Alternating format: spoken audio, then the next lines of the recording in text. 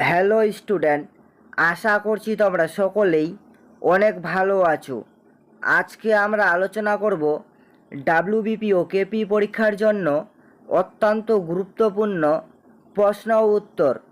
ক্লাসগুলি তোমরা খুব মনোযোগ সহকারে প্রথম থেকে শেষ পর্যন্ত দেখতে থাকো। আশা করছি তোমরা কমন পেয়ে যাবে। আজকে আমাদের প্রথম প্রশ্ন রয়েছে, জনগণ মন জাতীয় সঙ্গীতটি কবে প্রথম গাওয়া হয়? এর সঠিক উত্তর হবে জনগণ মন জাতীয় সঙ্গীতটি প্রথম গাওয়া হয় হচ্ছে 1911 সালে। তারপরে চলে যাব পরবর্তী নাম্বার কোশ্চেনে। পরবর্তী দ্বিতীয় নাম্বার কোশ্চেন রয়েছে, ভারতের প্রাচীনতম পর্বতমালা কোনটি? এর সঠিক উত্তর হবে ভারতের প্রাচীনতম পর্বতমালা হচ্ছে এখানে আরাবল্লী। তারপরে চলে যাব পরবর্তী নাম্বার কোশ্চেনে। পরবর্তী তৃতীয় নাম্বার কোশ্চেন রয়েছে, ক্যাবিনেট মিশন কবে ভারতে আসে? এখানে চারটি অপশন দেওয়া রয়েছে। ক্যাবিনেট মিশন কবে ভারতে আসে? এর সঠিক উত্তর হবে ক্যাবিনেট মিশন ভারতে আসে হচ্ছে 1946 সালে। তারপরে চলে যাব পরবর্তী নাম্বার কোশ্চেনে। পরবর্তী 4 নাম্বার কোশ্চেন রয়েছে, আপেলের রাজ্য কাকে বলা হয়? এটা কিন্তু একটি অত্যন্ত ইম্পর্টেন্ট একটি কোশ্চেন রয়েছে। আপেলের রাজ্য কাকে বলা হয়? এর সঠিক উত্তর হবে আপেলের রাজ্য বলা হয় হচ্ছে হিমাচল প্রদেশকে। তারপরে চলে যাব পরবর্তী নাম্বার কোশ্চেনে। পরবর্তী আমাদের 5 নাম্বার কোশ্চেন রয়েছে, ভারতীয় জাতীয় কংগ্রেস প্রতিষ্ঠা কবে হয়?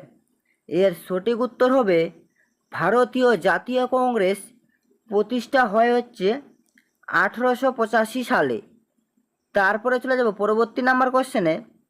পরবর্তী 6 নাম্বার কোশ্চেন রয়েছে, মেঘালয়ের রাজধানীর নাম কি? এর সঠিক উত্তর হয়ে যাবে মেঘালয়ের রাজধানীর নাম হচ্ছে অপশন সি অর্থাৎ শিলং। তারপরে চলে যাব পরবর্তী নাম্বার কোশ্চেনে। পরবর্তী আমাদের 7 নাম্বার কোশ্চেন রয়েছে, কোন প্রাণীর জেট গতি দেখা যায়? এর সঠিক উত্তর হবে জেট গতি দেখা যায় হচ্ছে এখানে অক্টোপাসের। তারপরে চলে যাব পরবর্তী নাম্বার কোশ্চেনে। পরবর্তী 8 নাম্বার কোশ্চেন রয়েছে, পৃথিবীর মধ্যে ক্ষুদ্র সংবিধান কোন দেশের? এটাও একটি অত্যন্ত ইম্পর্টেন্ট একটি কোশ্চেন রয়েছে। পৃথিবীর মধ্যে ক্ষুদ্র সংবিধান কোন দেশের? এর সঠিক উত্তর হবে ক্ষুদ্র সংবিধান রয়েছে এখানে অপশন সি অর্থাৎ মার্কিন যুক্তরাষ্ট্রের। তারপরে চলে যাব পরবর্তী নাম্বার কোশ্চেনে। পরবর্তী আমাদের 9 নাম্বার কোশ্চেন রয়েছে, সুভাষচন্দ্রকে দেশনায়ক কে বলেছেন? এর সঠিক উত্তর হবে সুভাষচন্দ্রকে দেশনায়ক বলেছেন হচ্ছে রবীন্দ্রনাথ ঠাকুর। তারপরে চলে যাব পরবর্তী নাম্বার কোশ্চেনে। পরবর্তী 10 নাম্বার কোশ্চেন রয়েছে, কোল বিদ্রোহ কোথায় সংগঠিত হয়েছিল? এখানেও 4টি অপশন দেওয়া রয়েছে। কোল বিদ্রোহ কোথায় সংগঠিত হয়েছিল? এর সঠিক উত্তর হবে কোল বিদ্রোহ সংগঠিত হয়েছিল হচ্ছে ছোটনাগপুরে। তারপরে চলে যাব পরবর্তী নাম্বার কোশ্চেনে। পরবর্তী 11 নাম্বার কোশ্চেন রয়েছে, আয়তনের নিরিখে পৃথিবীর বৃহত্তম দেশ কোনটি? এর সঠিক উত্তর হবে আয়তনের নিরিখে পৃথিবীর বৃহত্তম দেশ হচ্ছে অপশন ডি অর্থাৎ রাশিয়া। তারপরে চলে যাব পরবর্তী নাম্বার কোশ্চেনে। পরবর্তী 12 নাম্বার কোশ্চেন রয়েছে, সিন্ধু সভ্যতার প্রাচীন বন্দর ছিল? এর সঠিক উত্তর হবে সিন্ধু সভ্যতার প্রাচীন বন্দর ছিল অপশন সি অর্থাৎ লোথাল। তারপরে চলে যাব পরবর্তী নাম্বার কোশ্চেনে। পরবর্তী আমাদের 13 নাম্বার কোশ্চেন রয়েছে, নিচের কোনটি ভারতের পূর্বতম রাজ্য? এটাও একটি অত্যন্ত ইম্পর্টেন্ট একটি কোশ্চেন রয়েছে। নিচের কোনটি ভারতের পূর্বতম রাজ্য? এর সঠিক উত্তর হবে ভারতের পূর্বতম রাজ্য হচ্ছে অরুণাচল প্রদেশ। তারপরে চলে যাব পরবর্তী নাম্বার কোশ্চেনে। পরবর্তী 14 নম্বর কোশ্চেন রয়েছে, কোন প্রাণীর মেরুদণ্ড নেই? এর সঠিক উত্তর হয়ে যাবে এখানে মেরুদণ্ড নেই হচ্ছে মাকড়সার। তারপরে চলে যাব পরবর্তী নাম্বার কোশ্চেনে। পরবর্তী 15 নম্বর কোশ্চেন রয়েছে, মহাত্মা গান্ধী কত সালে ডান্ডি অভিযান শুরু করে? এর সঠিক উত্তর হবে মহাত্মা গান্ধী ডান্ডি অভিযান শুরু করে হচ্ছে 1930 সালে।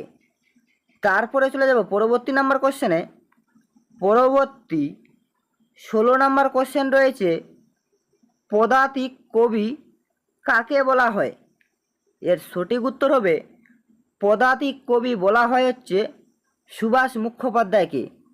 এটাও একটি অত্যন্ত ইম্পর্টেন্ট একটি কোশ্চেন রয়েছে, পদাতিক কবি কাকে বলা হয়? তারপরে চলে যাব পরবর্তী নাম্বার কোশ্চেনে।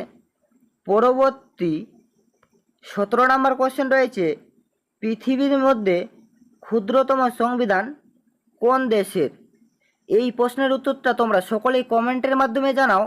পৃথিবীর মধ্যে ক্ষুদ্রতম সংবিধান কোন দেশের?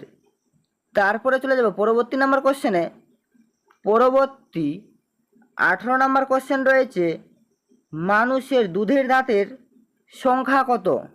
এর সঠিক উত্তর হবে মানুষের দুধের দাঁতের সংখ্যা হচ্ছে অপশন সি অর্থাৎ 20টি। 20টি হচ্ছে মানুষের দুধের দাঁতের সংখ্যা। তারপরে চলে যাব পরবর্তী নাম্বার কোশ্চেনে। পরবর্তী 19 নম্বর কোশ্চেন রয়েছে, রাজ্যসভার চেয়ারম্যানকে?